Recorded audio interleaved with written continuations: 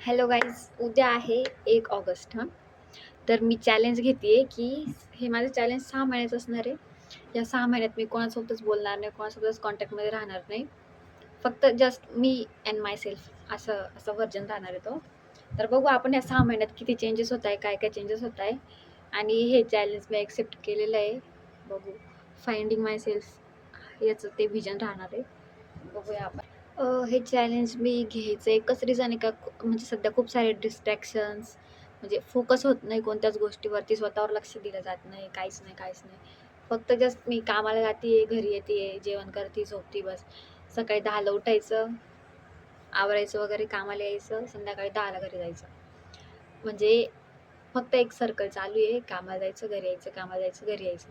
त्याच्यात माझं स्वतःकडं पर्सनली काहीच लक्ष नाही आहे. त्याचं चॅलेंज राहील ना, त्यामध्ये मी ना स्वतःला असं बिझी ठेवायचा प्रयत्न करेल. म्हणजे मला टाईम नाही भेटला पाहिजे कोणत्याही गोष्टीचा विचार करायला किंवा XYZ जे असेल ते. म्हणजे बिझी ठेवायचं स्वतःला, बस बिझी ठेवायचं. बघू आपण ना, म्हणजे माझ्या डोक्यात खूप सारे प्लॅन्स आहेत. सोलो डेट्स, ट्रेक, रनिंग म्हणा, वॉक म्हणा, मॉर्निंग वॉक्स म्हणा, असं खूप सारं काही डोक्यात शिजत आहे. बघू ती खिचडी कधी पकती आहे. हे 6 महिने एकदम स्पेशल राहणार आहेत.